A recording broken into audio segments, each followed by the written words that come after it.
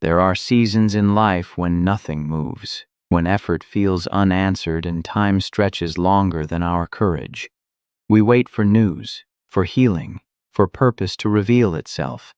And in that waiting, the heart grows tired. We begin to wonder if patience is just another word for being forgotten. But what if waiting is not emptiness? What if it is quiet work, shaping strength, preparing rebirth, teaching us the discipline to let go of what we cannot control? This is a story about patience, not as weakness but as a form of courage. A story about failure that becomes healing, about letting go that leads to peace, and about a journey that looks still from the outside, but transforms everything within. In a small town where days pass slowly, there lived a man who believed his life had stalled, until waiting taught him how to hope again. The town woke slowly every morning, as if it had learned not to rush life. Shops opened late, roads stayed quiet. Even the light seemed to linger before touching the ground. It was the kind of place where time didn't push forward. It waited. And so did he. His name hardly mattered anymore, not because it was forgotten, but because he felt disconnected from it. He was a man in his early 30s, though life had already given him the tired eyes of someone older. Each morning, he followed the same routine with quiet discipline, waking before the sun, making coffee he barely tasted, staring out of a window that framed the same unchanged street. He wasn't lazy. He wasn't lost in the obvious ways. He worked, showed up, did what was expected. But beneath the structure of his days lived a heavy truth he never said out loud. His life felt paused. There was a version of himself he believed in once, a future shaped by purpose, by progress, by becoming more than this stillness. He had imagined movement, growth that could be measured, success that could be pointed to. Instead, he found himself waiting for clarity, waiting for motivation, waiting for something, anything, to tell him it was time to move forward. At night, when the town went silent, his thoughts grew louder. He questioned his patience, mistaking it for weakness. He wondered if discipline without visible reward was pointless, and sometimes he feared that waiting too long would slowly drain the courage he once had. Yet deep inside there was a quiet belief he couldn't extinguish, a fragile hope that this pause was not an ending, but a preparation. He didn't know it yet, but this stillness was shaping him in ways movement never could. Because some journeys don't begin with action, they begin with endurance, and this was his. When nothing around him changed, he decided he would. He began quietly, without announcements or promises. Earlier mornings, longer walks, a stricter routine. He read books about motivation and discipline, underlining sentences that spoke about strength, patience, and purpose. He told himself that consistency was enough, that if he kept moving, life would eventually move with him. And for a while, it seemed to work. Small victories appeared like brief flashes of light. He felt sharper, more focused. His body grew stronger. His days felt fuller. There was comfort in structure, in checking boxes, in knowing that at least he was trying. Each completed task whispered the same reassurance. You're getting closer. Closer to what, he wasn't sure, but closer felt better than still. People noticed too. They said he looked disciplined, grounded. You're doing well, they told him, and he nodded, holding on to those words like proof.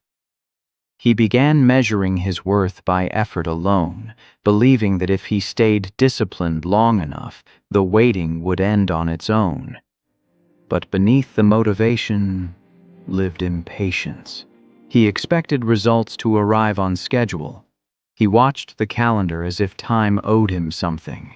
When progress slowed or didn't show itself at all, frustration crept in. He worked harder, not wiser, pushed more, rested less. Discipline quietly turned into pressure. At night, exhaustion replaced peace.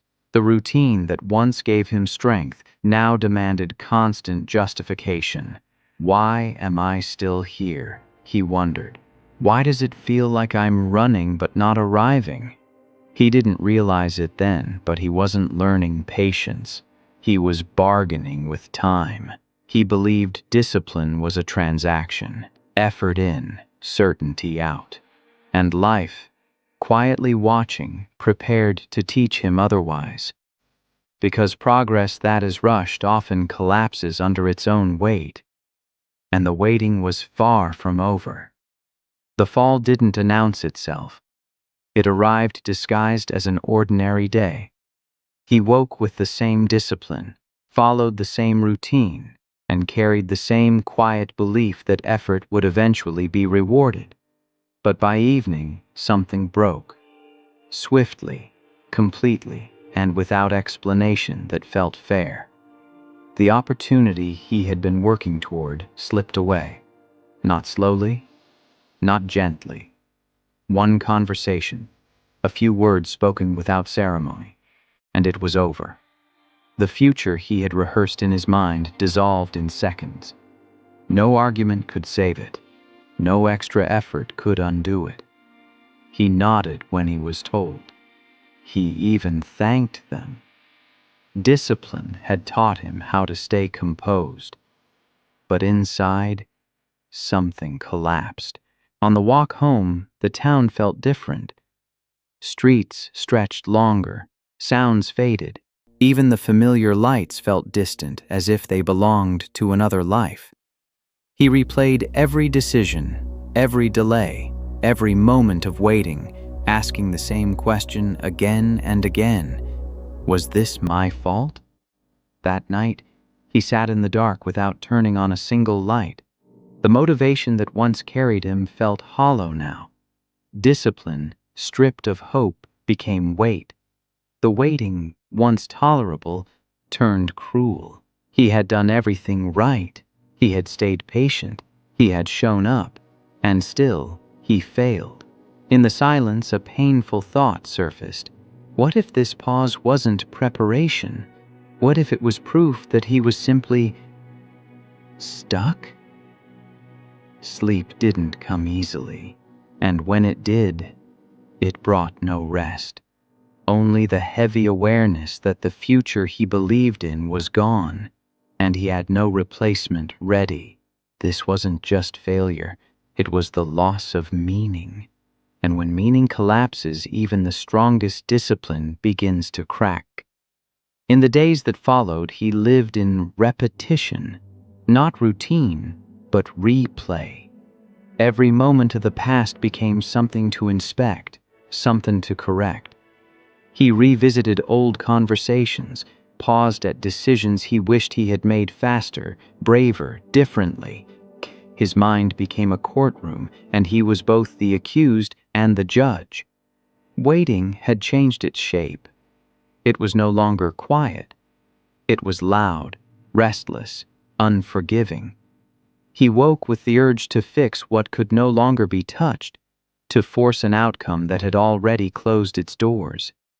Letting go felt impossible, because letting go felt like admitting that all those months of discipline and patience had led nowhere.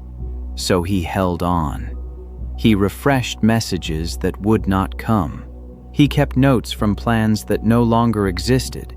He told himself that if he stayed attached long enough, something might reverse itself.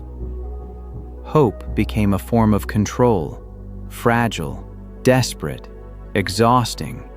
The town continued its slow rhythm, indifferent to his internal chaos. People passed him, unaware of the storm he carried silently. He smiled when spoken to, nodded at familiar faces, and returned home to the same quiet room where the past still lived. Guilt settled in next. Guilt for wanting more. Guilt for not being enough. Guilt for believing that patience alone could protect him from failure. He began to see his waiting as a flaw, as proof that he had hesitated when others moved. And yet, despite the pain, he refused to release what was lost. Because when we cling to the past, it gives us the illusion of purpose.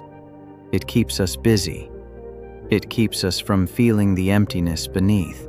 But emptiness, patient and persistent, waited for him too, and it was drawing closer. There comes a point when even resistance grows tired. For him, it arrived on a night so quiet it felt unreal. No music, no screens, no distractions left to negotiate with the silence. The town slept, and for the first time in weeks, he stopped trying to outrun his thoughts. He sat on the edge of his bed, surrounded by the familiar shape of his life. Unchanged, unresponsive. The past no longer argued back. The future no longer invited questions. All that remained was the present, bare and heavy. This was not dramatic sadness. It was emptiness, the kind that doesn't ache. It echoes. He realized then how alone he had become. Not because people had left, but because he had withdrawn into his own waiting, carrying it like a private burden. Discipline had disappeared. Motivation felt like a language he no longer spoke. Even hope, once fragile, now rested somewhere beyond reach. He didn't cry. There was no energy left for that. He simply sat there, breathing, letting the stillness settle into his bones. And in that stillness, something subtle shifted. For the first time, he stopped asking when. When will it change? When will I be enough? When will the waiting end? Instead, a quieter question surfaced. What if this is the moment I stop fighting what is? It wasn't relief, not yet. But it was honesty. And honesty, when it finally arrives, creates space. Space for healing. Space for letting go. Space for a different kind of strength. One that doesn't demand answers immediately. This was the lowest point, not because it was painful, but because it was empty. And emptiness, strange as it seems, is where rebirth finds room to begin. The reminder did not come as a revelation. It came as a moment so small he almost missed it. The next morning, he went for a walk without intention. No goal, no steps counted, just movement for the sake of breathing different air. The town, washed in early light, looked softer than usual, less demanding. Near a quiet bench, an older man sat feeding crumbs to birds. He moved slowly, carefully, as if each gesture mattered. When one bird startled and flew away, the man smiled. Not disappointed, not rushed, just patient. Funny thing, the man said, noticing him watching. They always come back when you stop trying to control them. The words were simple, almost casual, but they landed heavily. They spoke for a moment, nothing profound. The weather, the quiet, how mornings used to feel longer. Before leaving, the man added gently, "Waiting isn't wasted time. It's where we learn how little force life actually needs." He walked away before the sentence could be questioned. He stood there, alone again, but something had shifted. Not clarity, not motivation, just a soft crack in the wall he had built around his patience. For weeks he had treated waiting like a problem to solve, something to endure until it ended. He had gripped time tightly, afraid that loosening his hold would mean losing everything. But watching the birds return, without being chased, without being summoned, something became clear. What he called stillness was not abandonment. What he called delay was not denial. And what he called weakness might have been strength, learning a quieter shape. He continued his walk, slower now. The waiting was still there, but it no longer felt like an enemy. He didn't wake up changed. There was no sudden surge of motivation, no dramatic sense of rebirth. What returned instead was something smaller and far more honest. He began to stay with discomfort instead of escaping it, to stay with unfinished answers instead of forcing conclusions. The waiting remained, but it softened when he stopped resisting it. His discipline returned quietly, stripped of urgency. Morning walks without expectations, work done without counting outcomes, rest without guilt. He no longer treated effort as a bargain with the future. He treated it as presence. Some days still felt heavy. On those days, he allowed them to be. Healing, he learned, was not about feeling better. It was about being less afraid of feeling anything at all. He started letting go in subtle ways. Old notes were put away. Conversations stopped being replayed. He caught himself when his thoughts rushed ahead and gently brought them back. Not with force, with patience. And slowly something unfamiliar emerged. Peace. Not the kind that celebrates arrival, but the kind that accepts the road. His life had not suddenly moved forward. The town remained slow. The outcomes remained uncertain, but he was no longer measuring his worth by speed. Waiting, once a punishment, became practice, a training ground for strength that didn't need proof. A space where purpose was not chased but clarified. He realized that courage was not always about action. Sometimes it was about restraint, about trusting that growth could happen beneath the surface, unseen. The pause that once frightened him now felt like a teacher, and though the journey was far from over, he sensed something important had begun. Not a new chapter of success, but a deeper chapter of self-respect. He was learning how to stay. Growth, when it is real, is never left unchallenged. Just as peace began to feel familiar, old habits returned quietly. The urge to rush, the need to measure, the fear that stillness might turn into stagnation. On certain mornings, impatience knocked again, disguised as ambition. He noticed it in his thoughts first. You're falling behind. Others are moving faster. How long can you really wait? The voices sounded convincing because they were familiar. They had once driven him. They had once given him energy. But now he paused before listening. Some days he slipped. He checked timelines that no longer mattered, compared his journey to someone else's progress, questioned whether patience was just comfort dressed up as wisdom. And yet, he returned to his walks, returned to his breath, returned to doing the work without demanding applause from the future. This time, consistency wasn't fueled by fear. It was anchored in trust. That was the difference. Waiting tested him not by adding weight, but by offering temptation. The temptation to abandon what was working quietly for what promised faster results. Strength revealed itself in his ability to remain, not rigid, not stubborn, but grounded. Time continued its slow movement, unchanged by his internal victories.